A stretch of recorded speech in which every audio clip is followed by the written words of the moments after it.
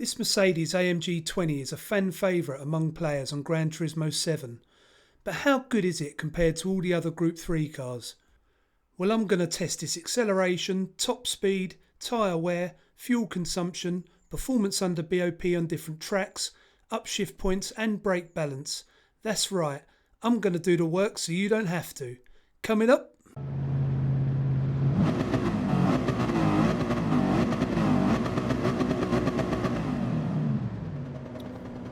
Hello again and welcome to all those new to the channel. This time I'm comparing the Mercedes AMG GT3 20. Special shout out to Jasper Vrolik 6206, 33 Natural Mystic and Sideways Sing for requesting this car.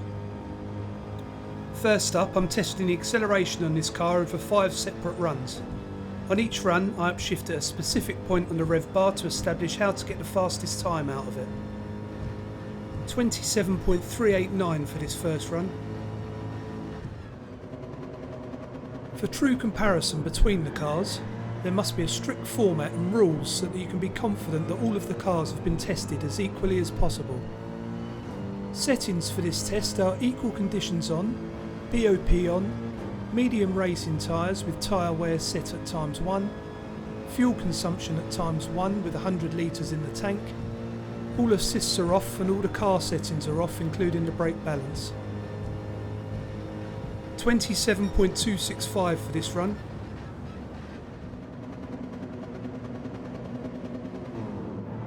Rules for the actual test are that each run must start after one single outlap so that all the cars have the same fuel weight and tyre wear. Each run must start in the left lane at the start line and stay in that lane until the first split.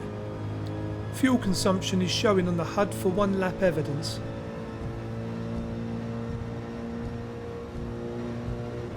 The time for this run upshifting at 90% on the rev bar is 27.255.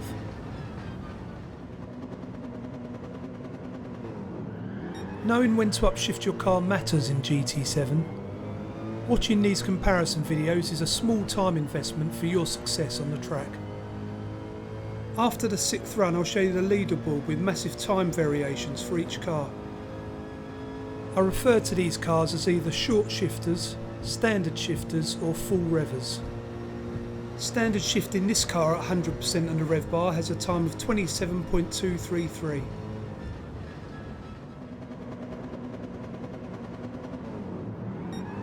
The Mercedes hits 100% on the rev bar at about 7,250 revs and it tops out at 7,500 revs, so for the 5th run I'm upshifting a fraction before 7,500. As it isn't the quickest way to drive this car, we don't have to pay too much attention to it, but do bear in mind it tops out quite soon after 100%. This run is 27.256. For the AMG 20 I needed a 6th run. This car has a front mounted engine, meaning lots of wheel spin on launch from the rear tyres. To find its fastest time I tried starting with less throttle pressure off the line. This run with 80% throttle pressure at launch and upshifting at 100% of the rev bar is its quickest.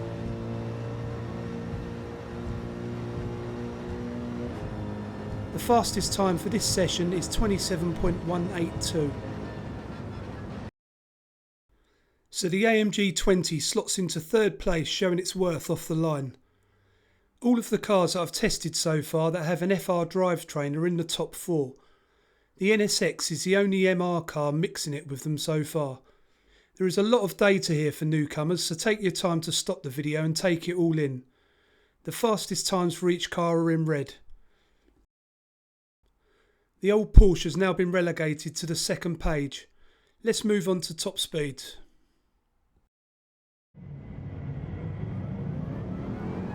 Next up is the first of 2 top speed tests, and this one is measuring flat out top speed. This test is carried out at special stage Route X because it has the longest straight in the game. The first side of this enormous oval ring goes uphill and then the cars gain speed going back downhill. After that they gradually slow back down to their natural top speed. Because this takes a while and it might be boring to watch, I speed up the footage until the final 1000 metres. Settings for this test are equal conditions on, BOP on, soft racing tyres with tyre wear off, fuel consumption at ×1 with 100 litres in the tank, car settings including brake balance are off, assists are off and penalties are off. Rules for all cars in this test are to upshift at the fastest point established in the acceleration tests, to show the full run as evidence that the throttle hasn't been lifted, to show the fuel evidence on the HUD, and to take the speed reading at the 10,000 metre gate if the speed has settled. If the speed hasn't settled in the final 600 metres, I continue to the back straight to take a reading there where it's flat. The speed to beat on this straight is 284 km/h, but I'm already below that. The speed does settle for the last 900 metres and the AMG crosses the line with 282 km/h.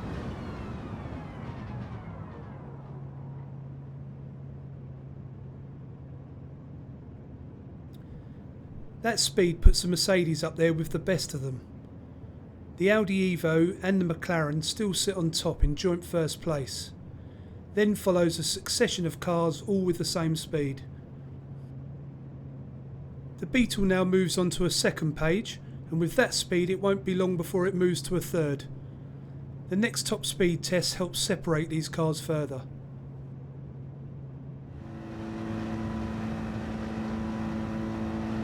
The second top speed test is used to establish how quickly these cars can complete a lap at Daytona Tri-Oval Circuit. The focus is on which cars can maintain high speed while turning, and the footage starts at the end of the out lap and the beginning of the hot lap. Some cars lose speed more than others through high speed cornering, and this track allows me to keep my foot flat to the floor all the way round. As I go around the corners you'll see the speed drop off slightly. Settings are exactly the same as the last top speed test for this one. Rules for all cars in this test are to complete only one single out lap to get up to speed before starting the timed lap, to accelerate to top gear using the fastest upshift points in the acceleration test, to stay as close to the yellow line on the inside of the track as possible, to switch to roof view to help keep the car off the yellow line while staying close to it, and to show fuel consumption on the HUD as evidence of just one out lap. For the second top speed test, the AMG 20 crosses the line at 51,887. This table shows a load of mini battles between cars that have the same straight line top speeds.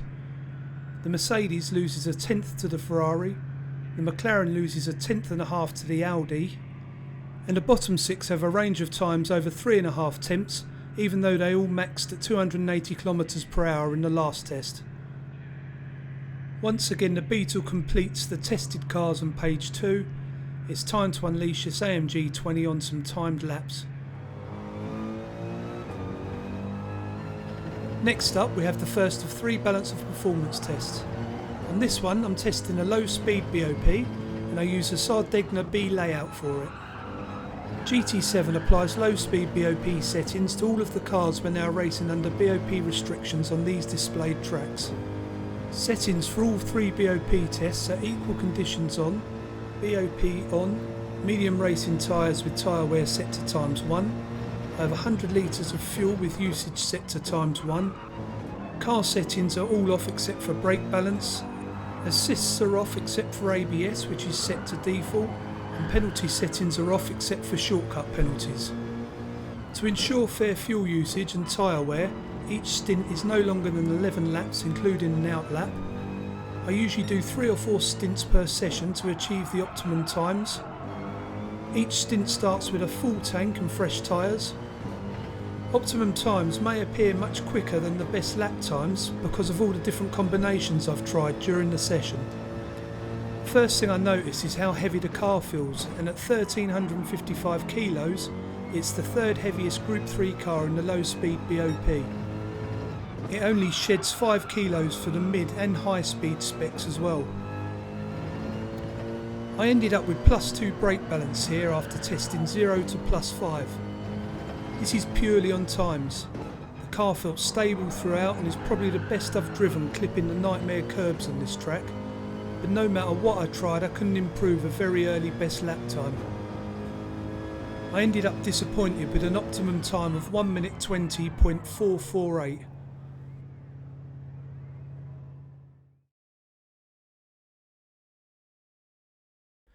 So the Mercedes drops right in the middle of page 1, and looking at the range of times, it's right in the middle of that too. I think I expected it to be quicker, but in fairness to it, PD took more weight off a lot of the other cars in the 1.66 update. Also, the Audi Evo is in 7th here and turned into beast mode for the rest of the tests. The new Porsche remains the one to beat, nearly half a second quicker than the Merc. On page 2 is the Corvette that disappears from significance this time. Let's move on to the next one. For the mid-speed BOP test I used the Road Atlanta circuit. GT7 applies mid-speed BOP settings to all of the cars when they are racing under BOP restrictions on these displayed circuits.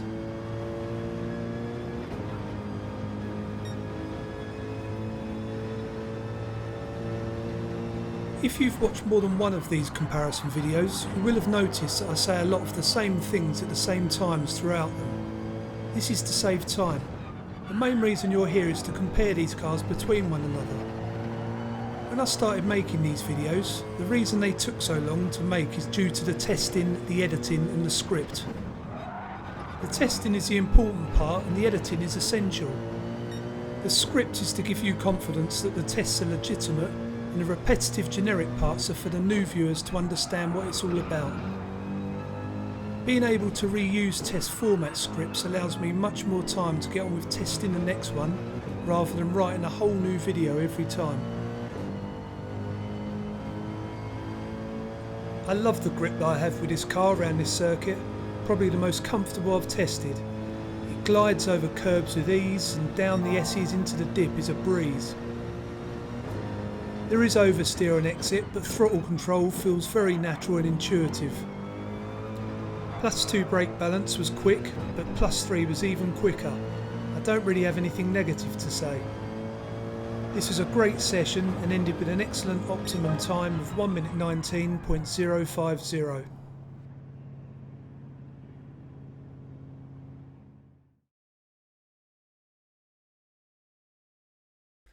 After the low speed test, I didn't really expect the AMG to get third place here.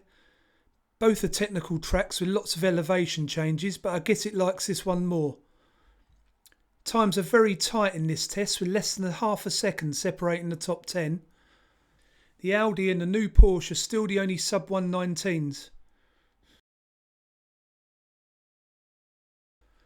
Once again, it's a Corvette that drops to page 2, almost sulking because it doesn't like corners. Just one more BOP test to go now. For the high-speed BOP test I use the main Daytona circuit. GT7 applies high-speed BOP settings to all of the cars when they are racing under BOP restrictions on these displayed tracks.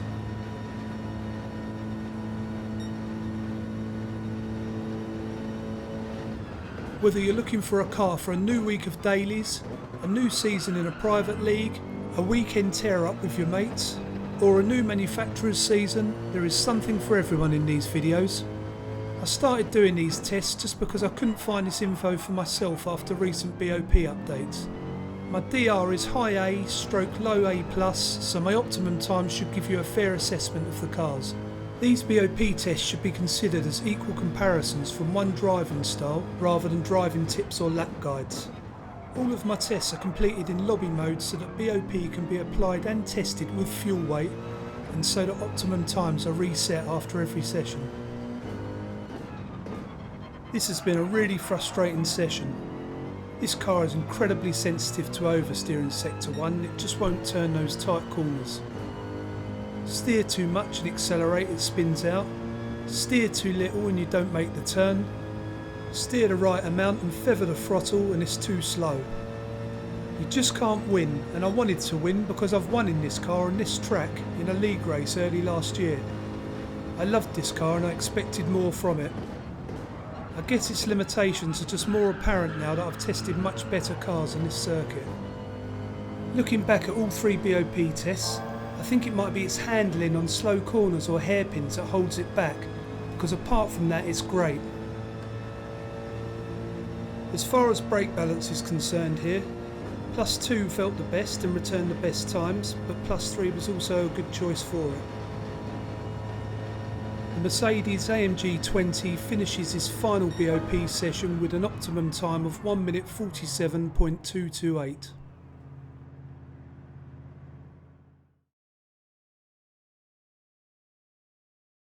So the Mercedes slots into 7th place here, nearly 4/10 off the lead and in danger of slipping off the lead page in the coming weeks. Success on this circuit is based on handling around hairpins, strong high speed and good weight distribution through the bus stop chicane. The Merc definitely has the last two, but the hairpins have ruined it.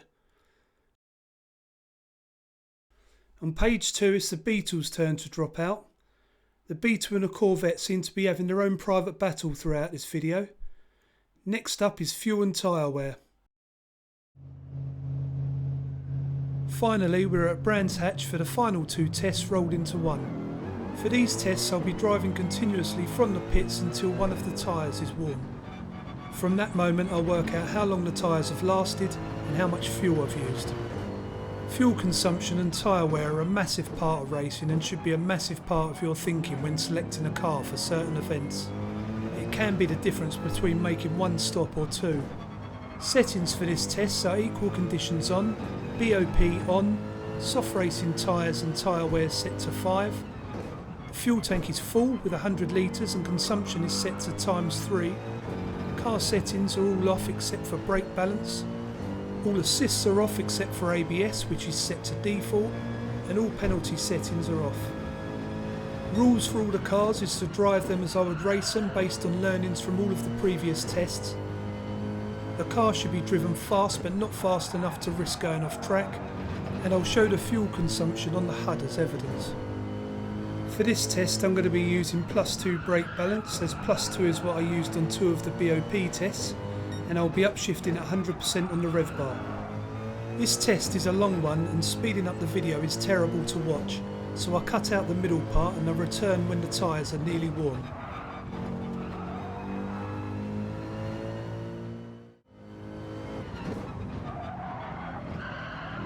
I'm back and you can see that the front left is on its last legs. I must admit I'm relieved that it's the front tyres dying, as I didn't fancy trying to see it out on dead rears with the oversteer this car has out of slow corners. At the top of the windscreen you can see that I'm on lap 9, so I've completed over 8 laps. And apologies if I've given you a funny head by keep looking at my car HUD for the last bit of white to disappear off the front left tyre. In the end I probably stopped about 50 metres further than I should have done. This graphic shows us exactly where we are on the track. As you can see I'm just before the start finish line, so I've completed 8.9 laps. Transferring that over to the tyre wear leaderboard is not good reading for the Mercedes. 9.6 feels quite average on this table and the Merc is well below that, and I suspect it will drop from the top 10 very quickly.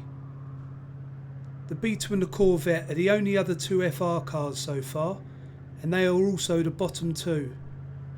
It seems you should steer clear of FR cars for tyre saving races. On page 2 is confirmation of what I just said. Steering clear of the Corvette and the Beetle altogether is another good tip. Looking back at the in-car HUD, on the bottom right you can see there's 57% of fuel left.